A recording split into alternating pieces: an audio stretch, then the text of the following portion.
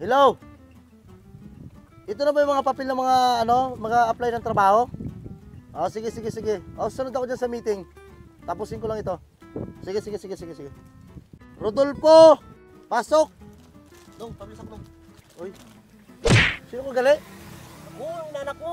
Kapila ako trabaho. Anak ka ni Berto? Okay. Sa'yo pala ito, Rodolfo. Hindi ko na tandaan yung apelido niyo eh. Okay. Nag-graduate ka pala sa ano? Ano to? Grade 11 lang tapos mo? Grabe mo kasi kadungol. Ano ba yan? Okay na yan. Pasok ka na. Ako nang bahala sa'yo. Sige, bukas start ka. Sige. Albert! Binintagi. Sino tong binintagi? Albert, pasok! Nga po na. Katigulang mo na, nag-bless ka pa sa akon. Anak ni Duray. Ay, oo! Long time no see.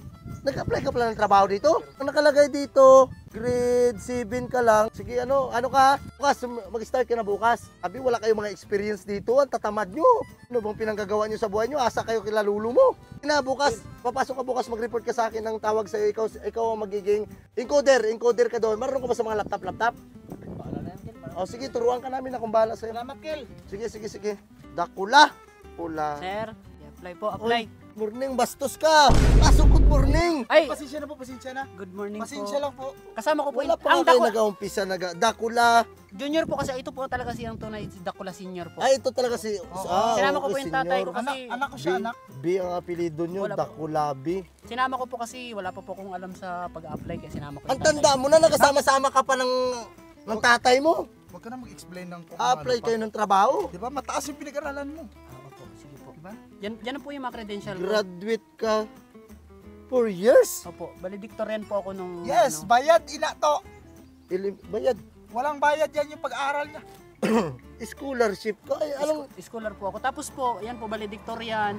21 po yung medal ko nung elementary, 15 po nung high school. Then, yun, valedictorian po ako. Huwag ka na magpaliwanag na. Grabe mo Nandyan na, di ba? Nakikita niya na eh.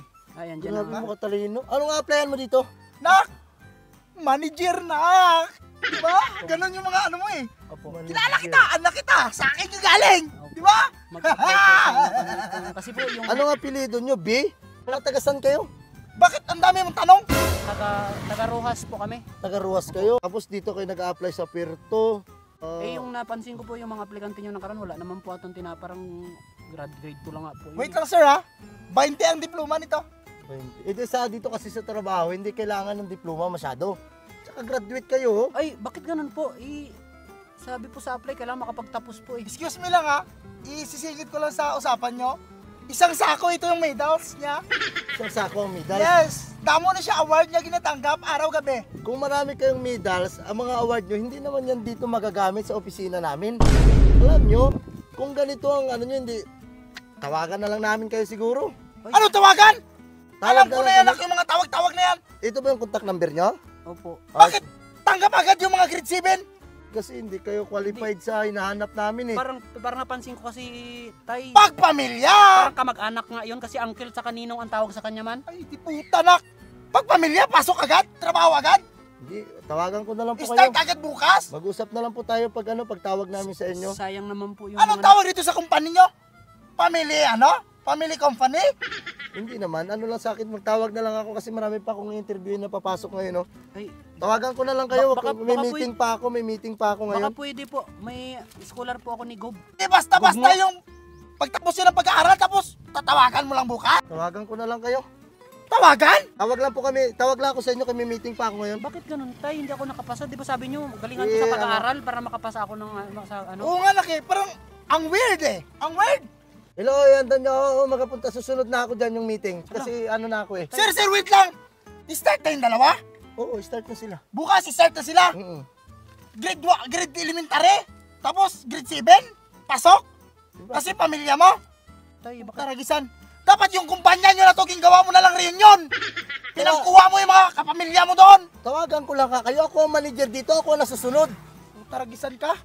Ako ang masusunod dito, Hindi basta-basta ang tinapos ng anak ko. Wala akong pakialam sa mga Sinangla ko pa ang lupa-lupaan ko, pati ang 3 kong kalabaw.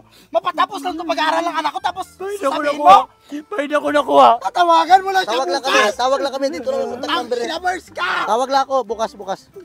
Tara na nak! Magtiis mo na tayo sa tupad! Ang inamers na tao to sila.